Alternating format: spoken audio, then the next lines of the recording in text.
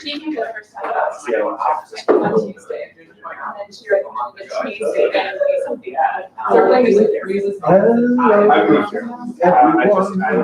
Here basically.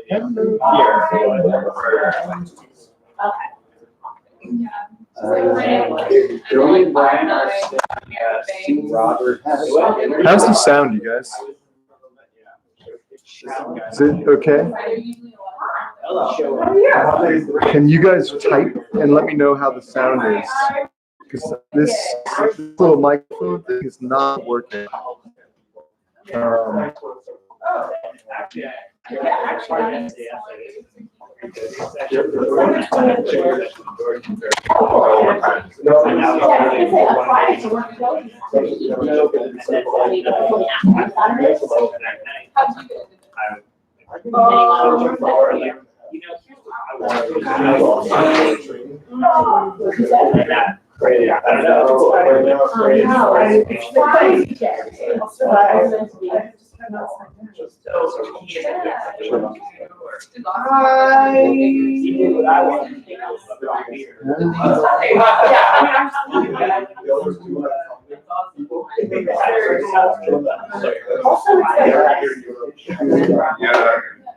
Friday's already it's like your teammates tonight. I understand.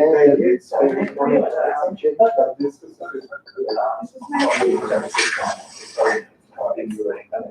Yeah, and it ended up being, I was really glad for my time, because something, even outside of the, When did you get even outside of the, I got to town, it must have been the things we need to get Thursday. done, I was just spending time together really got us on that. It's really the same. It's like, it was like Just a, kind of get up and really on the thing. Oh, they do a Thursday thing every once in a while. No, it was like a 4-day thing, like an hour ago. I kind of like, yeah. I kind of knew that was true, but What, is that how you would describe it? Yeah, it's in just 3 days. sort of facilitator level, people getting together, sharing a weekend training and ability. But it wasn't primarily focused on like doing, Yeah, it was more on conference kind of. yeah, it was more on conference. More on conference for facilitators. Yeah. Good.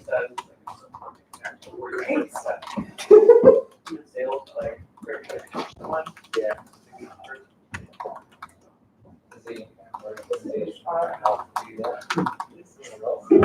Look how well I fit. Hello.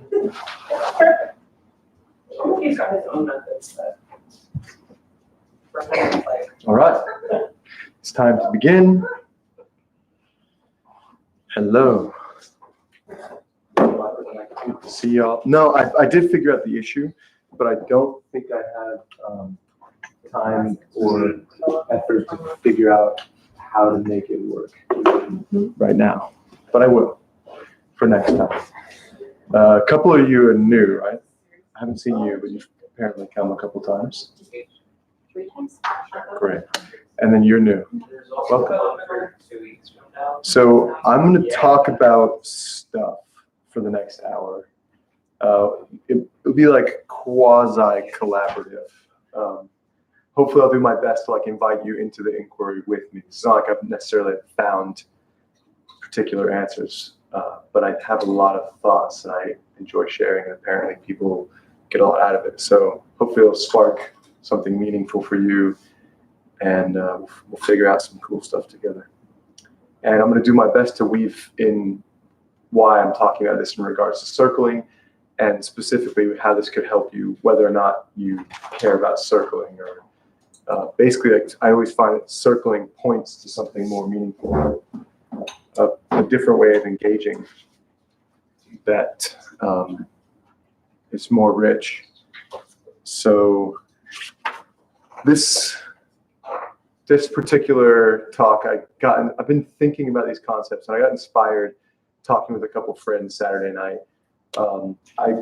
Giving talks is one of the best ways I know of like learning something and like finding the holes in my theories. So basically, I sometimes get a little bothered.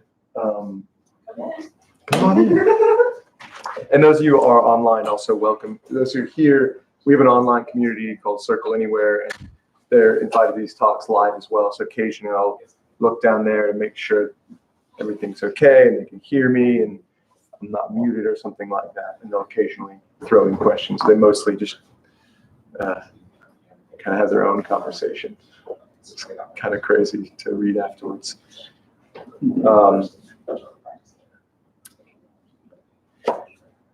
So a lot of times, or every once in a while, someone new to circling will bring up the concept of safety.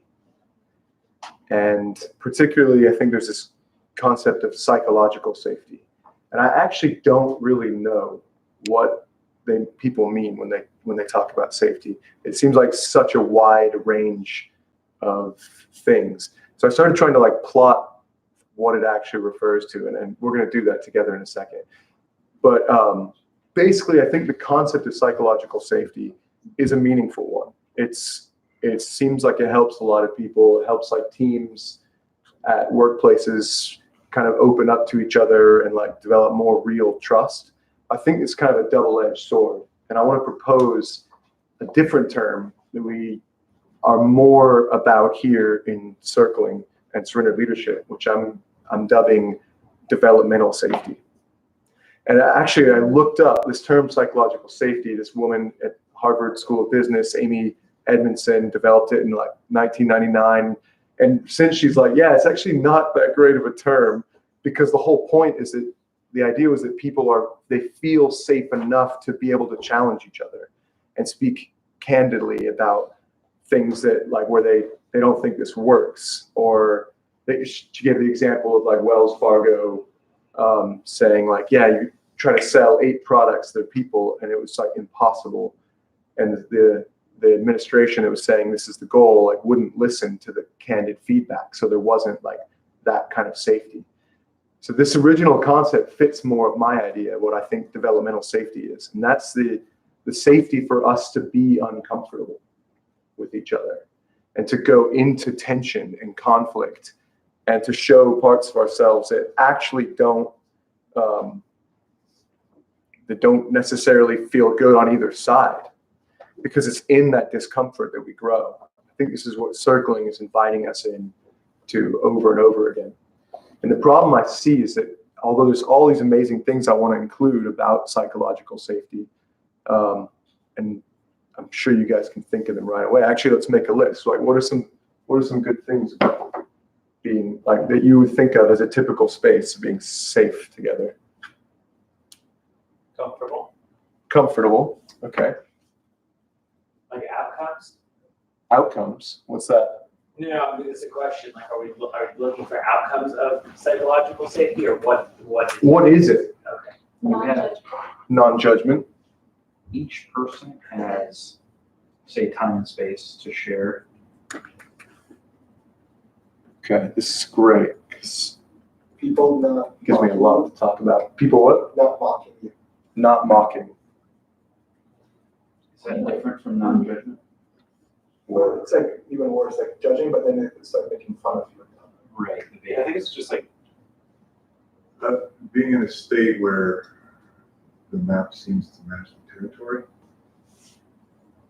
Interesting. That's really interesting. So being in a state where the map matches the territory. I should be saying these out loud again. Sorry, y'all online. So we have comfortable, non-judgment, time and space, not mocking. The map matches the territory. I think that you're not gonna make it worse. Not going to make what worse? What's Like the whatever Not conflicts you're bringing into the space, like you're not gonna exacerbate it or make it worse.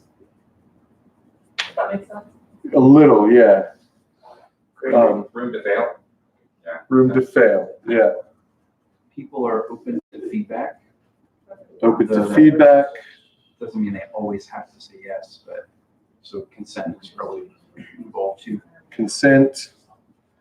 Greater creativity. Creativity. Okay, this is great. This is a great list. This list is triggering. Trigger warning, list, trigger warning, comfort, whatever. The joke is the point of the talk. I don't even have to talk anymore. No, really. I mean, like this is. I think this is really important because, like, I want to thread a line between like, I can say yes to every single one of these things, and I think we should. And like, we also specifically say no to them in certain ways in circling. And I think it's important to set the expectations, like what you're actually getting into, but also hopefully I can show, or we'll show together, like why I think saying no to these is actually a better way of relating and being alive and being human together. So like the first thing, for example, like being comfortable, I just think it's impossible for us to, like, life is uncomfortable at times. And especially if you're coming to be, I don't know, to get more intimate, like you're going to, like the nature of intimacy is opening in certain ways that are a little scary and a little vulnerable. And the whole idea of like being vulnerable, like definitionally is uncomfortable because you're exposed. Like vulnerability and safety almost like categorically oppose each other. So we have to be willing to step into a kind of unsafety in order to be vulnerable. And we have to be willing to be uncomfortable. And I think that this is one of the things that's uncomfortable about circling for a lot of people is we're like, hey, we can't actually take the responsibility for you to be comfortable. We're going to do our best to be honest. We're going to do our best to be caring. We're going to do our best. In fact, I think that like what we're actually trying to do is like relax our self-contractions into a deeper alignment with being, which I think is self-caring. Like if you start to notice, like, if you just notice what's happening in you right now, you'll notice that like there's already, like, I'm kind of tense and I'm like talking fast and I almost forgot that I really want to, invite people into the state with me, and self-conscious and all that stuff's going on. And like being is already having this huge yes to what's happening. And it is really uncomfortable. And so there's this kind of natural, this yes is like naturally loving. And so we're like aligning with that. And we're like getting more and more out of the way of the loving yes that kind of is the nature of existence from this point of view. And my sense is that, ironically, if we're not willing to be uncomfortable, then we won't actually align with that. We're kind of saying no to the nature of growth, which is uncomfortable. Or we're saying no to the discomfort of like having our opinions challenged. And like circling is in no way about upholding your perspective or your point of view or your character or your personality. It's about the truth.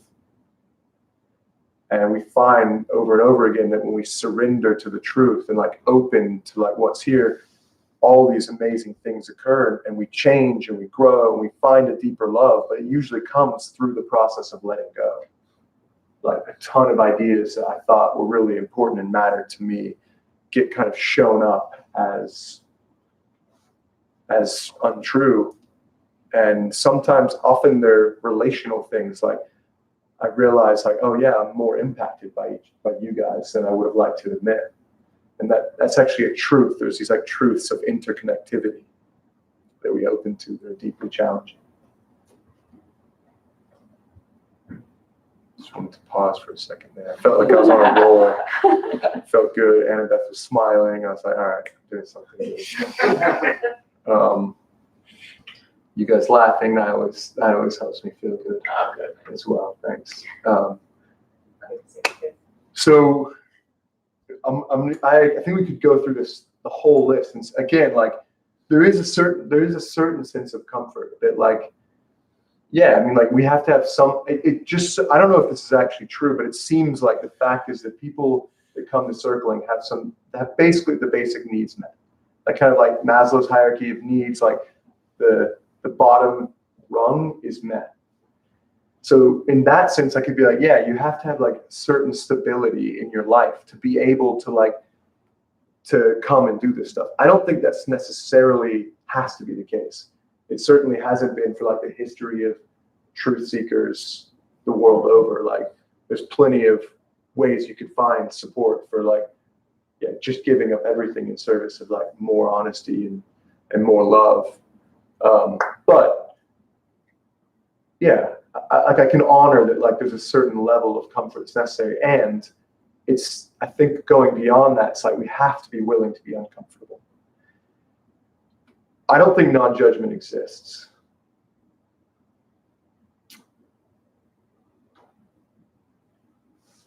I think we can redefine the word in a way where it's meaningful. And then I can be like, yeah, totally. But I have a note on this, and I'm going to read it so I can speak eloquently. Nope, I'm not going to read it. These notes just don't make any sense. That's funny. Speak from the heart. I know, right? There's a really cool principle that I really like. It's like kind of like, can you come to a situation with a sense of innocence? Like you real innocence in its like purest form. It's like I don't know it, like in not gnosis knowing. I literally just don't know what the hell anything is, what's happening here, what's now, like who I am at any given moment.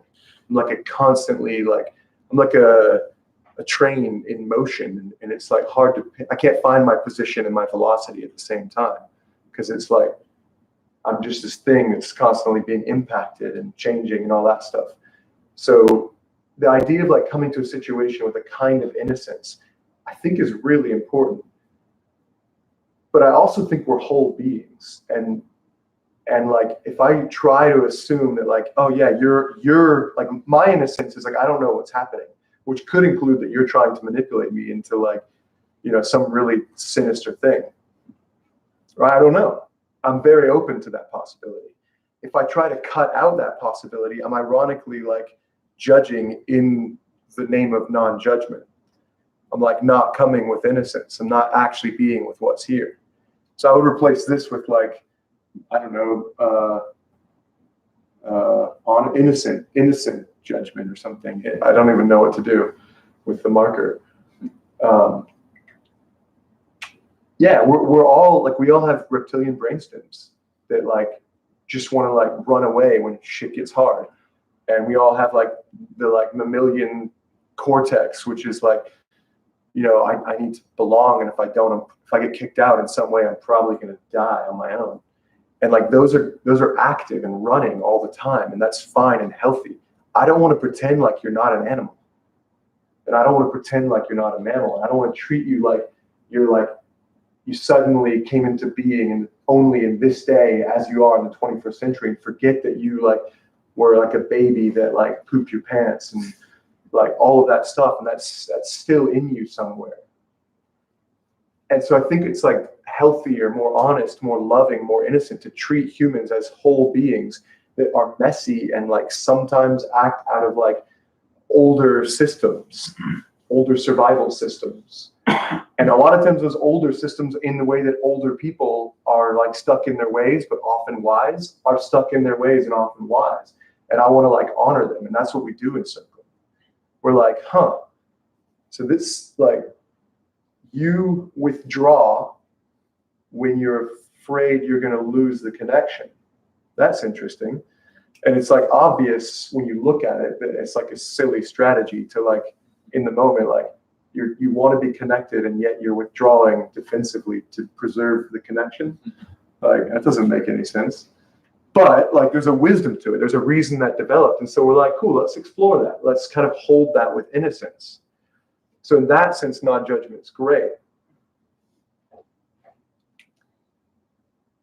And I think that there's a sense in which, so if I'm like a being that has like all these different like shapes, and like this one is like dark and this one's happy and this one's like shamey and whatever, like there is a sense in which I can call forth relationally through the way I engage with you, what part of your wholeness shows up.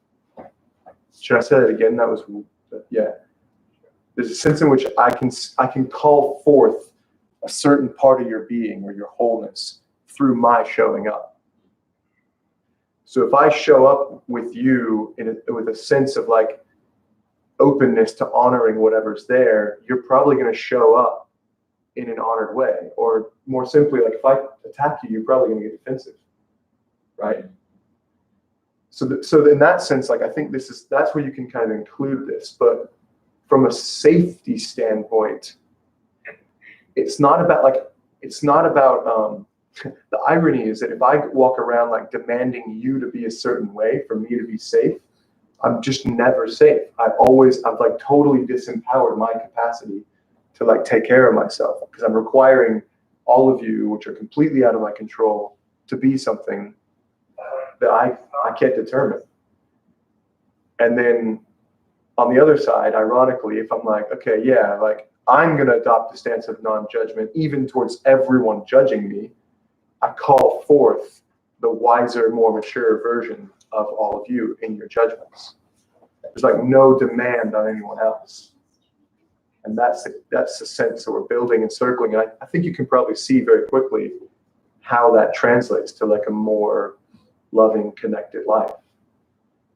You don't have to have anyone be non-judgmental at your work or with your family, or maybe you're in a fight with somebody and you can just show up in a way that you've practiced here of like setting a strong boundary while being loving.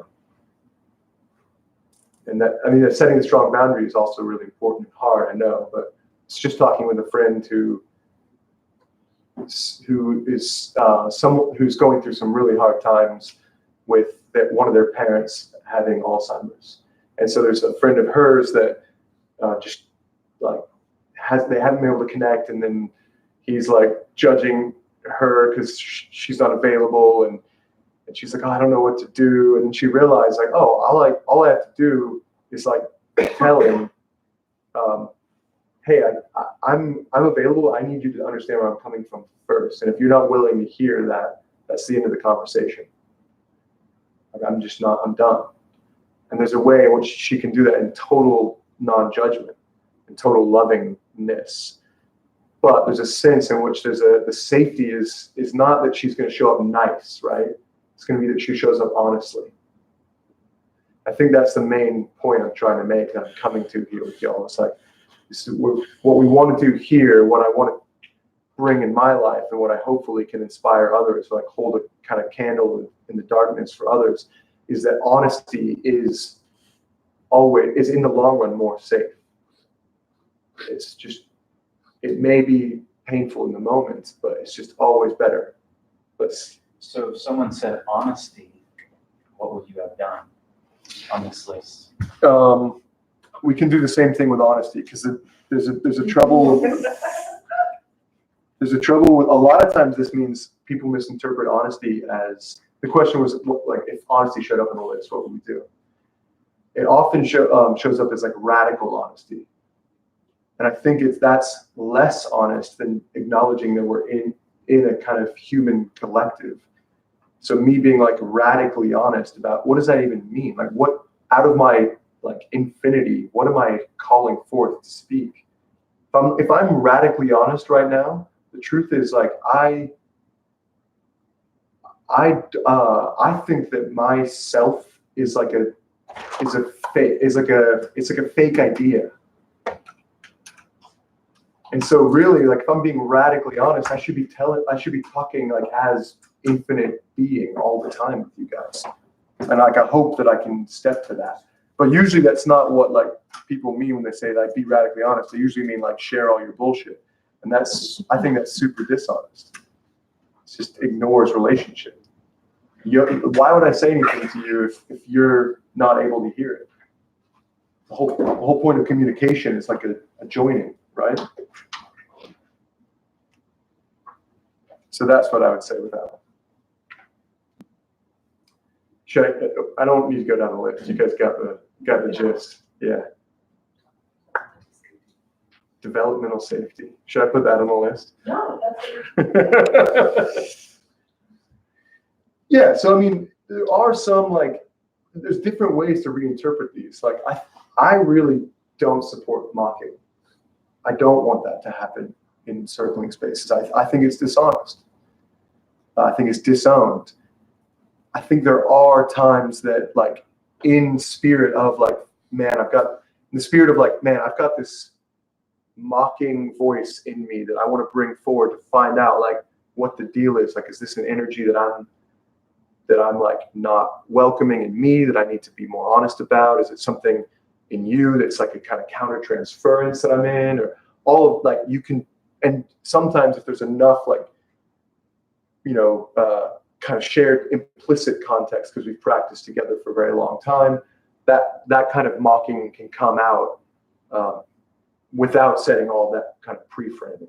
So there are occasions where I think it's fine, but overall, like I'd stand by that one. Yeah, I think it's actually really hard to have a developmental safety, the way I'm saying it, when you're mocking, because most of the time people are just being dishonest. Although I know one guy who's incredibly good at doing mocking in a weirdly like self-effacing way, and like it's like you can never really tell, like is he making fun of himself or you, and like he's kind of obviously owning it because it's like part of his character. It's really weird. So yeah, there's exceptions to every rule. And similarly, I don't know, like I'd have to talk with you, Michael, more about this or hear more from you. Yeah. I think that the map matching the territory, I think that is actually really helpful. One way this could be misinterpreted is if you were like, well, we have to have like shared group norms. And in a certain situation, you'd be like, yeah, great. And if you're not down with the norms, like you need to leave. But I think to really grow and develop, there has to have some room that you can challenge the norms, because we might all be in like a collective hallucination. We see this all the time. Like you all can think of groups maybe that you were a part of at one point that like had like a really strongly held belief that something was like definitely the case. And then once you got out of that, you're like, whoa, that was a really strange way of seeing the world. It was like definitely limited. So we want to have like, ideally, and this is what we try to do in circling, is like invite enough meta reflection on the context that's being set in the moment, enough like meta commentary about the norms that they can evolve to like hold more truth and like cut through more bullshit more quickly and lovingly. And I think that's part of what makes circling so awesome, is it's like constantly updating and like constantly improving and kind of adjusting to the context. And again, that allows you to do the same thing in outside of circling situations. So you can kind of see in the moment, like, oh, we're all acting as if we need to be, talking about the Longhorns football game, but I actually don't care about that. Like, do you care about that? Like, and then we start like going in a loving way, like, oh, if you do care about it, what matters to you about it? And you can start to like change the context while working with what's already there. And that's what we do in circling. Yeah, I find it hard to like nail the point I'm trying to make. Am I making a point? What are you getting out of this? I got it. Okay, great. What are you getting, Brian? I thought the point was something like, when you make psychological safety the priority, then you might be making a space that's not safe for development. Yes, when you make psychological safety a priority, you might be making a space that's not safe for development. Yes, that's the point I'm making. Spartans. Yeah. And there's a way, it's not like, I don't think it's either or. Like, this is like psych safety, and this is like dev safety. I think it's more like this. Maybe it's like that. Like, you cut out some of the stuff that doesn't fit, but for the most part, it's like you include the vast majority of what psychological safety is pointing at. Yeah, and you recontextualize it. You have this wider view that you can show, I don't know, like how it shows up developmentally, or how it that kind of historically or whatever. Like, it's just situated in a much wider field. Or like I'm trying to do, like, oh yeah, so that's the other thing. Oh, we're gonna go a whole new direction. You ready?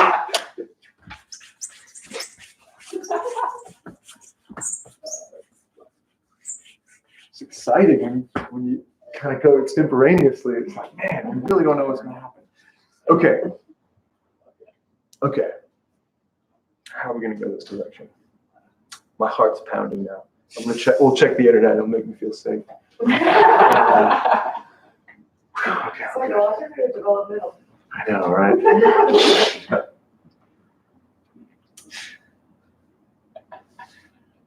Okay. Can you notice that right now you're looking for something because I asked you to notice something? Do you have a sense of like noticing your search? And that sense of noticing, like, do you have a sense of its qualities, its isness?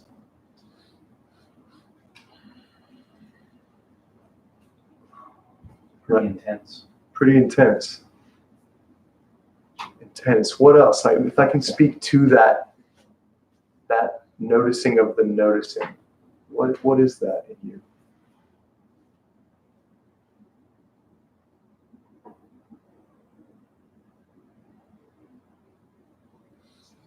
Seems like it's a dropping of the knowingness. Like there's a little bit of an anxiety, there's a little bit of a more attentiveness that has me more uncertain.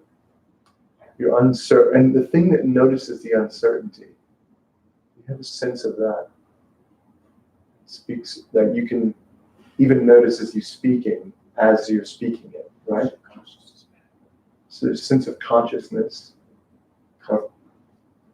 Yeah, if you couldn't use the word cosmic, awareness for sure. What are some like? So let me speak to you as awareness and you as cosmic consciousness. What are you like? I'm not my thoughts. I'm not like No. my body. I'm not where I am. I'm just like here. I'm not my thoughts. I'm not my body. I'm not where I am. I'm just here. Wherever that is. Wherever that is. Yeah, it's like I am, and I happen to be here. But actually, here-ness arises in my amness. So in a sense, like if your thoughts are threatened, it's really no big deal because they're not you. And if your body is threatened, it's also kind of not a big deal because it's not you.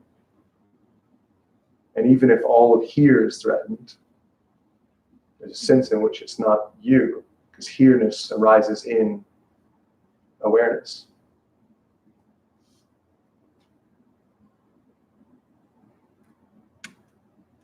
And like when I speak of it this way, I feel like I kind of shade into an empty side of awareness.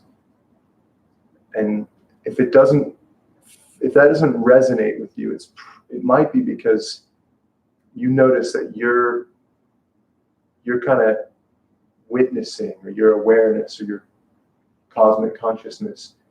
There's a kind of quality of engagement. There might be there's an embrace or a kind of loving, it's almost a compassionate quality to it. Does anyone feel that? There's a sweetness towards what's happening right now. And when I kind of feel into me as this is that is sweet towards occurrence, it's almost like I am that I'm not. In its entirety. Does that make any sense? Can you feel it even though it doesn't make sense? We got some shaking heads. It shouldn't make sense, so I don't know why I asked that question. Do you sense it? Struggling with like the limitation of the vocabulary. It's like totally every word is just it's got its own limitations. Like even if you say I'm not this, I'm not that, what is it? And then if I'm cosmic conscious, like there's a limitation to that. Like there's an image that pops into my mind, but then there's even more behind like what is that actually? So you notice the kind of limitations of trying to give language to this, and then it's my limitations at the very least. And then you have a sense of like you notice there's a mind that comes in. You're like, oh, it's not necessarily out there, but it's like there's something like me limited in my expression. Is that right? Yeah. I think there's a thing I want to invite you into, like remembering, I think is actually already there. It's like, despite the limitations, there's a kind of like loving yes is happening right now. I feel like I could just stare at you and be in it, Yeah. and we can share that. But I don't have like the words to say, and sometimes I don't. Like when I hear somebody else, like I might believe that you know what you're saying and that it resonates for you, or maybe to somebody else, but that I'm not sure that I understand your experience just by the words. Yeah. So my sense is like one of the things we do in circling is we practice over and over like this capacity to kind of disidentify and be into that like empty space, or I've called empty. We're like, oh wow, like I totally was, I thought the world looked this way, but when I saw the world through Alex's eyes, it looked totally different, and it also made sense. And so I kind of like pop out of my self-identity for a moment, or maybe a long time, and I'm like, holy shit, like almost like he lives in a totally different world. And it also makes sense and is coherent and like stays together. And then I like pop into Annabeth's world, and I'm like, whoa, and like they pop into mine, popping into them, and like it's like we just consistently pop out of like stuff. I'm like, yeah, I noticed there's like this, you know, crazy sensation in my belly or in my heart, or like my back's tight. And weirdly, like in the noticing, I kind of like pop out of it. Does that make sense? Do you guys feel that popping out? That's where it's like really like a very traditional meditation. And we like help each other in that by like reflecting, just sharing directly back. Or it's just like, even like mirroring, reflecting visually. I do a lot of that. I love doing that. You guys see me do this a lot, where I like, you know, especially if I'm meeting someone for the first time and I want to like get a feel for them, I might like put myself in their position and like, oh, like try to smile the way you're smiling, and like, oh God, now I feel a bit embarrassed and nervous, and imagine that's how you're feeling, but also kind of liking the attention. Like, should I move positions? While we play the game? Right. So in doing that, it kind of, for a second, you get invited into seeing yourself in the mirror. And it's like a person that's mirroring you. It's an emotional mirror. It's a subtle body mirror, not like just a concrete or physical visual mirror. We give people like tone mirrors. Like when someone's like, yeah, I'm really excited about it. We're like, oh, really? Sounds like you're really excited about it. Becky, you want to say something? I think that locates, like if I can move from my experience to my awareness to my awareness and my awareness, what's doing the movement? What's doing the movement of locating from like Becky to the awareness of awareness? Yeah, you said pop out. I'm like, okay, but what's that movement? I don't know. I don't know what that movement is. I think it's a great question. It's really interesting, right? So like we have this sense of like, oh yeah, I'm Jordan and I'm like giving a talk. And then suddenly I like pop out because like Becky asked me this question. I'm like, I don't even know if I'm giving a talk. Like, think like I'm being circled. Like she's asking me for like my immediacy. And like, it's alarming, and it kind of like what is that can step outside of that like story generator that like made sense of reality for me kind of subconsciously, that I'm now like looking at directly, and like what's doing the looking, right? There's a new story. It seems to be a little wider or more inclusive, but it's certainly like still here. I don't know. Let's leave that an open question.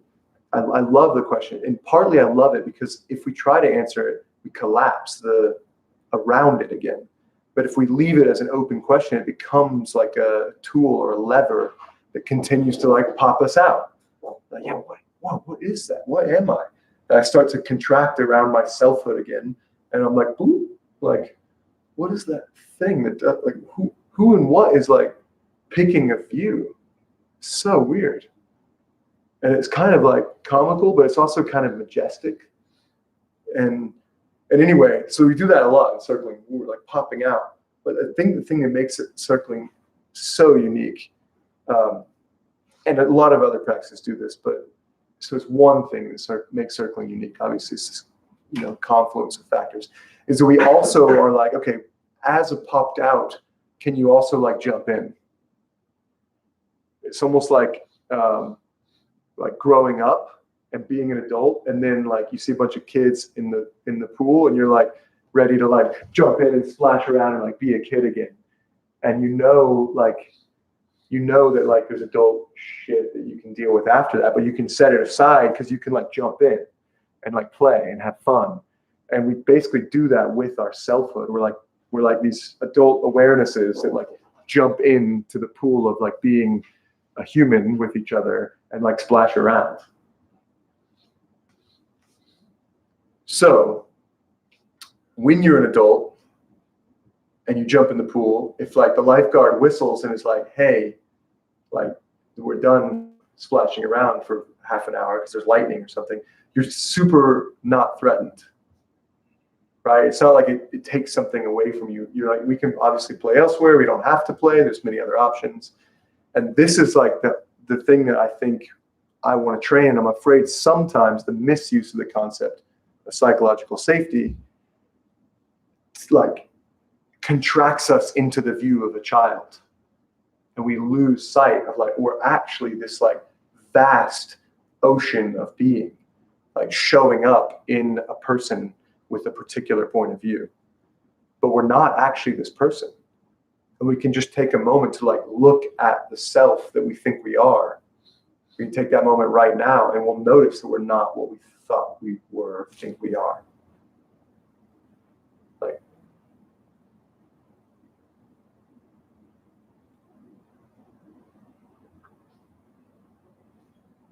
I don't even know where to look. I start to look, and then I'm like undoing myself. It feels like this. For some reason, I'm like stiff in my arms.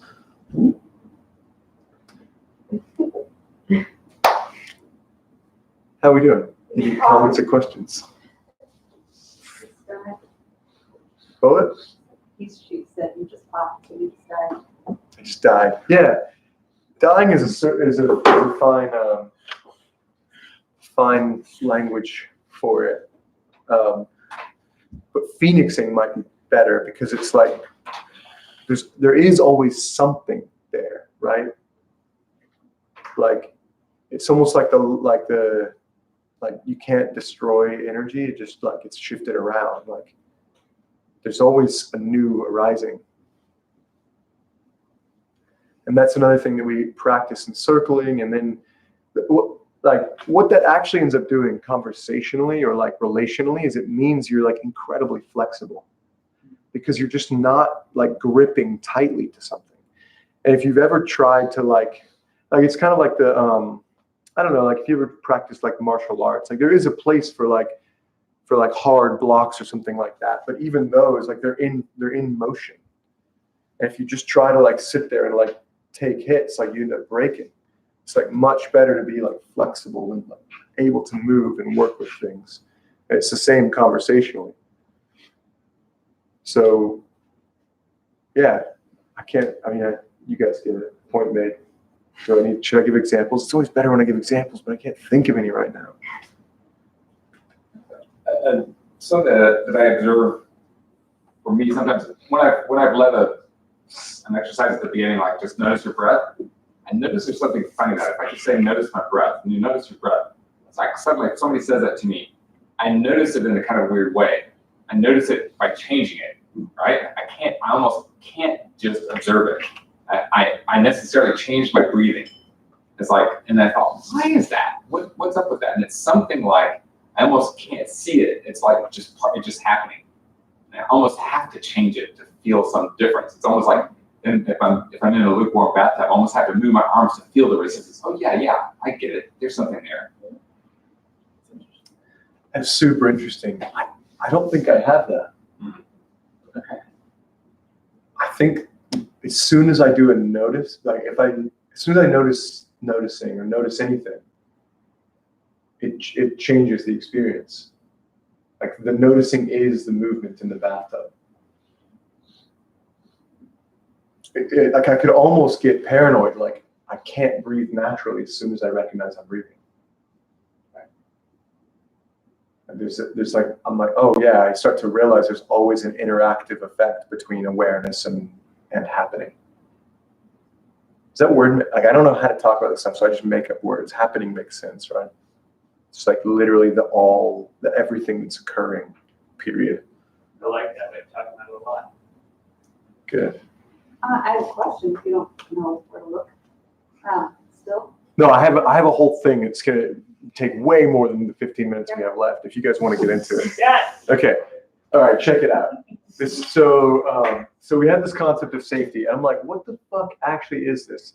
And so, especially when we're like looking as this like awareness, it can like manifest as stuff.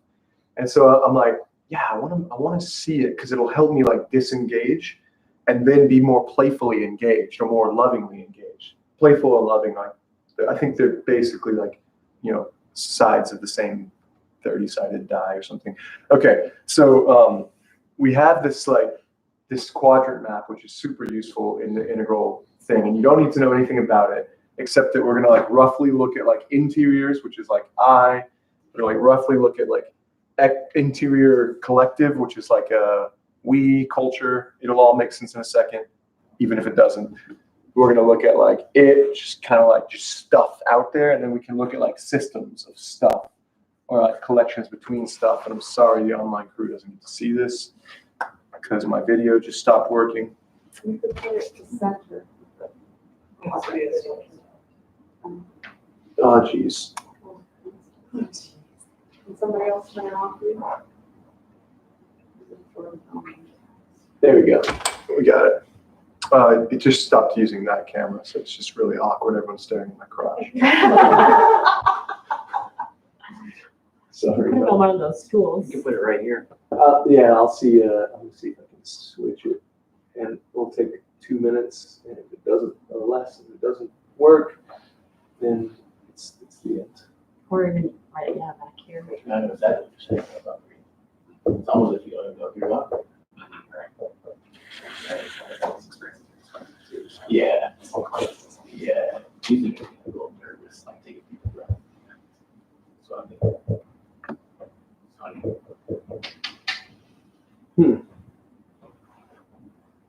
Here we go.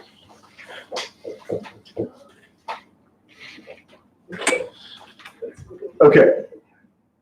So you have this map, even if you don't. And when you get really, we're going to get super complex. Just bear with me. It'll be fine. What you can do is like, you can see like different, like when I was talking about like the reptilian thing, like when I think about like what is safety? Basically, I'm saying like what's threatened, like what's my identity like attached to that could be taken away from me. That's basically scary. And so we have these kind of like concentric circles of like stuff that could be threatened at like different levels of development. Or you might roughly think about this as like when you're a kid versus like when you're an adult. So, for example, I'm going to populate a few of these, and then we'll see if we can get some more things. Okay, so like at a very early level, you can have this external thing like my body can be threatened, right? You might say on the internal, like my aliveness, the feeling of being alive can be threatened, and collectively, like a sense of connection could be threatened. I can't think of what the system version of this is, but household. Coming in? The internet. The internet.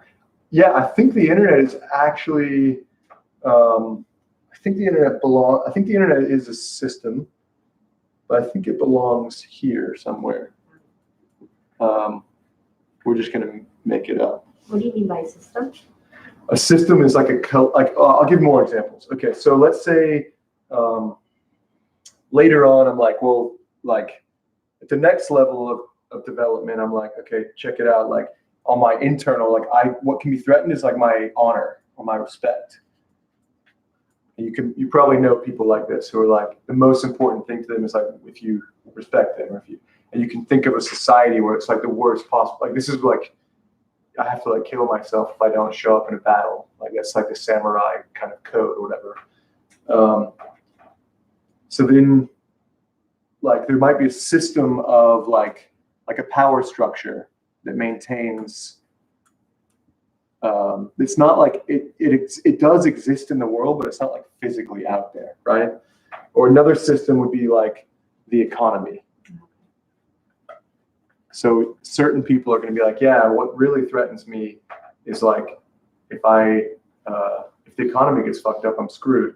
But like other people are going to be like, oh no, it's not actually the economy, it's my savings. Like what matters is if I don't care if the economy is crap, like as long as I've got savings, right? I think a similar level of development is like it's worrisome if my like autonomy gets threatened, or my freedom, or the pursuit of happiness, life, liberty, the pursuit of happiness. And then there's some version equivalently in this quadrant, like our collective potential or something like that. What could we produce, right? I'm going to give a few others, and then we can just start throwing stuff out, feel it out. So let's keep going. Some of the higher stages, I think, would be, this is where you get into psychological safety, I think is like this level. What could be threatened is my psychology or my psychological safety. What could be threatened is like inclusion. So you'll see people come in and they're like, well, it could be really bad. It's really dangerous if there's not enough inclusion. Or diversity would be another one in this realm. It's like kind of a collective value. Although actually diversity probably is an actual thing. You put like, sorry, I break pins fast. Or you might say like Gaia, or like the planet, or privacy are things that belong up here. These are like actual things in the world. Or you might say like a problem would be like systemic equality. This could be threatened. So let's keep doing this. But the point is like all of these things are things that arise that like you can see that like you can continue to like open out so that they still matter, but like you're not attached to needing them in order to function in society, right? Like you know that like probably all of you know that like if you were suddenly, if your body was like damaged or threatened and you were suddenly in a wheelchair, like you could continue to exist and have a meaningful life. And you definitely know this because you've just been on crutches for how long? Yeah. And Still. You still have a meaningful life? Yeah, very much so. More meaningful. More meaningful. Right. So my argument is that this probably continues indefinitely. And you could, even if your inclusivity isn't threatened, like you continue to, like you could actually find it more meaningful when you learn to collaborate with it in that way. So let's throw out some more. And Where do you put the truth? The truth? Oh, I'm going to answer this indirectly. So I think we could do something like, if we wanted to do like, I don't know, like my life purpose could go here. And then I might put up here like somehow like my surrender could be threatened. Like my capacity to trust.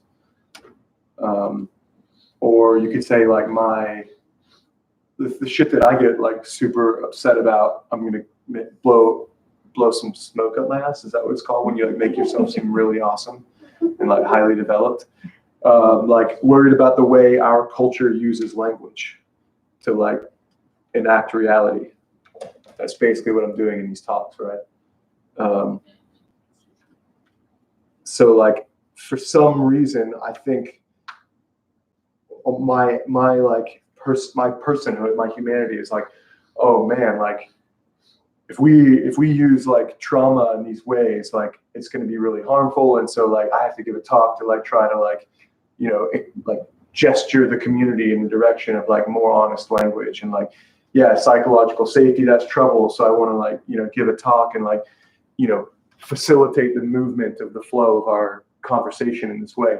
Well, I'm sure like at later stage of development, I'm going to be like, that's cool. Like it's just like you are with your body. Like I can actually get more. This really isn't a threat. Like it really is all okay. Like there is like the ocean of being unfolding as us, and I can super trust that. I'm not there yet, so I just let myself like get worried about this stuff and try not to like get too caught up in it and like hold myself lightly. I think I'm missing something fundamental about the idea of this map.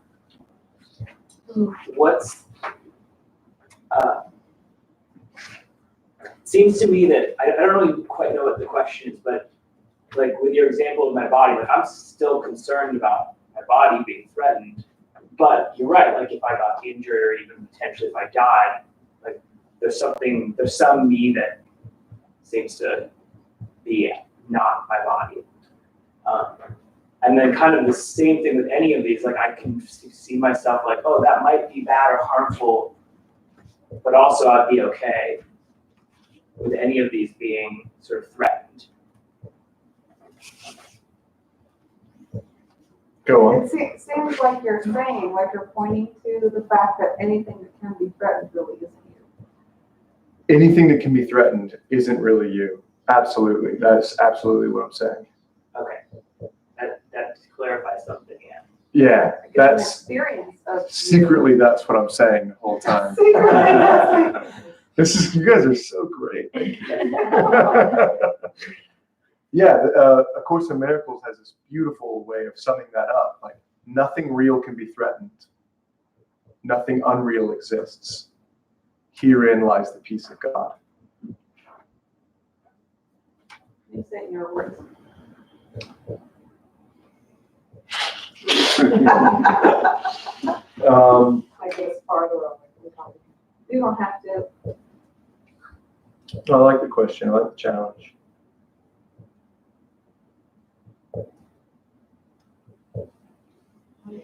I mean, my words are like life is collaborating with us for our remembrance of who and what we really are.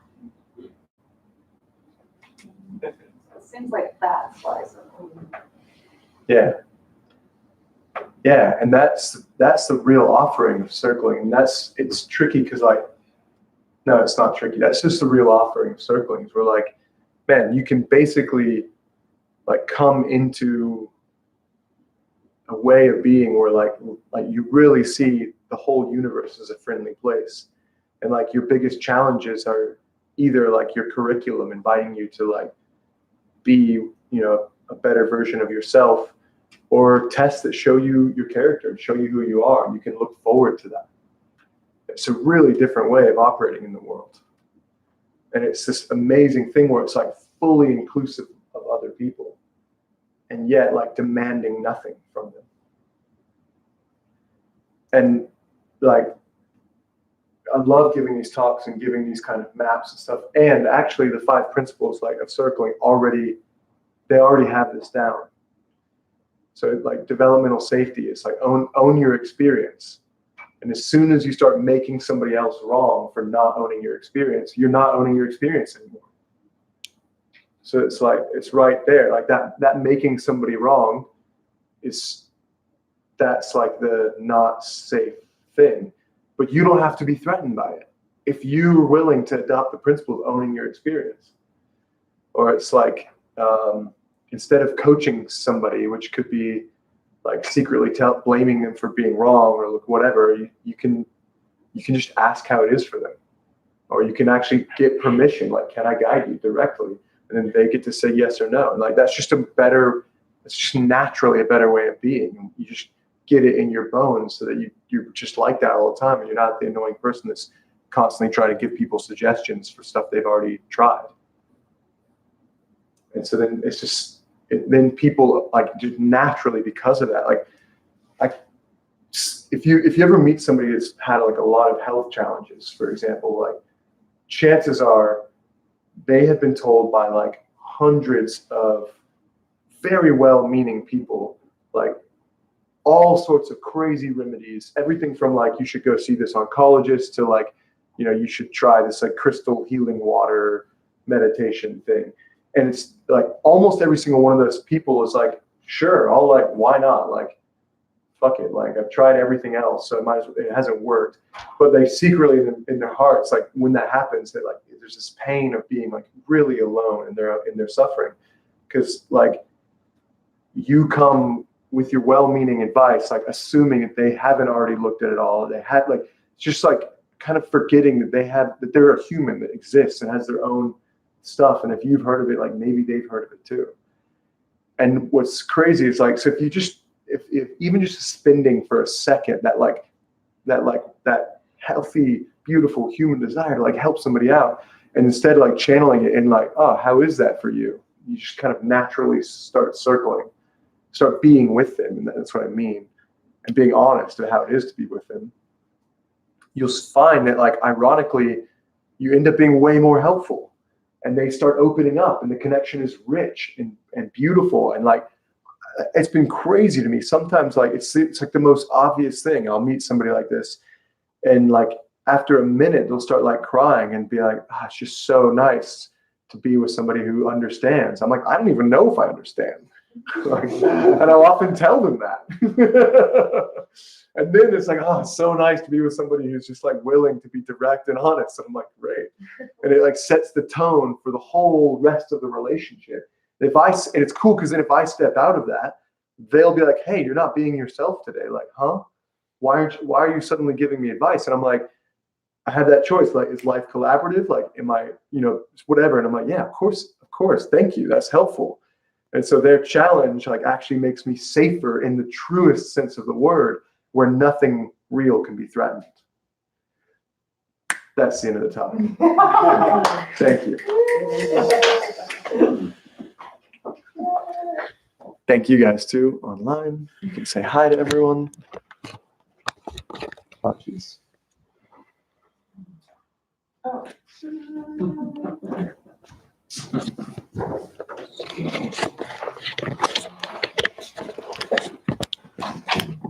And I actually managed to end on